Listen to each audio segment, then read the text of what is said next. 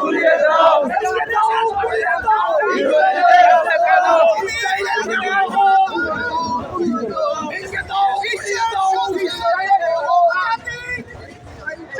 নিকৃষ্ট জাতি, সন্ত্রাসী জাতি ইসরায়েল কর্তৃক ফিলিস্তিনের কর্মসূচি হামলার মধ্য দিয়ে ফিলিস্তিনের ভাই-বোনদের নির্বিচারে শহীদ করার ঘটনার প্রতিবাদে আজকের এই বিক্ষোভ মিছিল উত্তর সমাবেশে আমরা স্পষ্ট করে বলতে চাই, অবিলম্বে ফিলিস্তিনে হামলা বন্ধ করুন।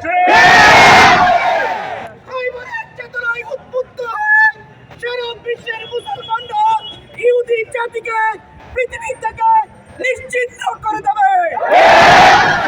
বিক্ষোভ মিছিল উত্তর সমাবেশে এই পর্যায়ে বক্তব্য রাখবেন মহানগরী সম্রাটের সম্মানিত নায়েব-আমির জনাব ডক্টর অ্যাডভোকেট আলাউদ্দিন।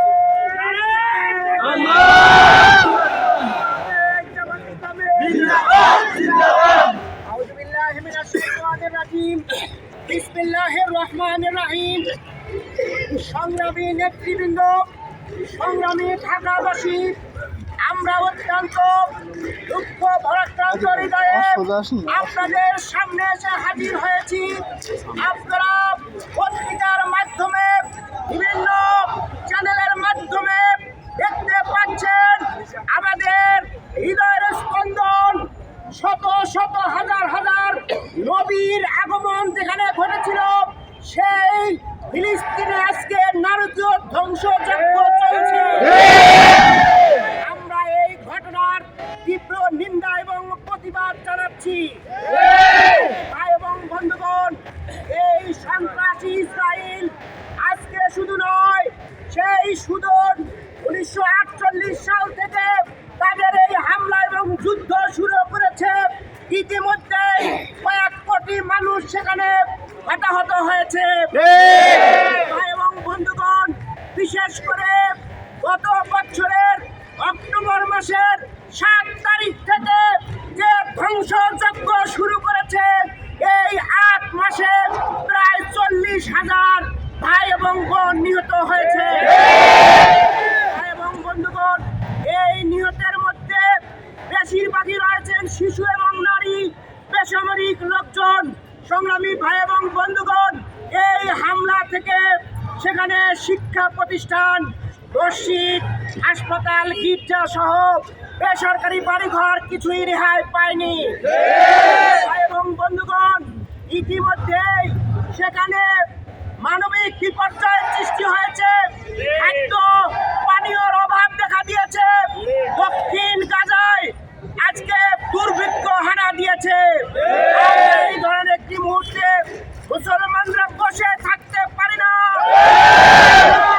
বিশ্ব মুসলিমকে জানাবো, ঐক্যবদ্ধভাবে এই ঘটনার তীব্র নিন্দা এবং প্রতিবাদ জানান। আমরা বাংলাদেশ একটি মুসলিম রাষ্ট্র হিসাবে আমরা আমাদের মাননীয় প্রধানমন্ত্রীকে বলতে চাই, সংসদ থেকে এই ঘটনার তীব্র নিন্দা এবং প্রতিবাদ জানান এবং ইসরায়েলের সাথে যেন কোনো ধরনের কূটনৈতিক সম্পর্ক তৈরি না করা হয়। আমরা অত্যন্ত তীব্র ভাষায় নিন্দা জানাচ্ছি। গত ঈদের সময়ে আমরা দেখেছি হঠাৎ করে ইসরায়েলের 2টি বোয়িং বিমান বাংলাদেশে অবতরণ করেছে। এর মাধ্যমে আমরা বলতে চাই, এই সরকার ইসরায়েলের সাথে তলে তলে অবৈধ সম্পর্ক তৈরি বলতে চাই।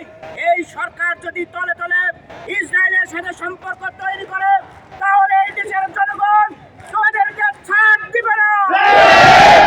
এই অবৈধ সরকারকে তীব্র গণ আন্দোলনের মাধ্যমে ব্যবস্থা নিতে বাধ্য হবে জনগণ। আজকে আমরা সমগ্র বিশ্ববাসীকে, মুসলিম উম্মাহকে জানাতে চাই, আসুন ঐক্যবদ্ধ হয় এবং এই সন্ত্রাসী ইসরায়েলের বিরুদ্ধে আমরা তীব্র প্রতিরোধ গড়ে তুলি। মুসলমানরা মৃত্যুকে ভয় করে না, তবুও পরাজয় মানবে না ইনশাআল্লাহ। আমরা আজকে বাংলাদেশের আবুমর জনসাধারণকে ইসরায়েলের পণ্য বর্জন করার জন্য আহ্বান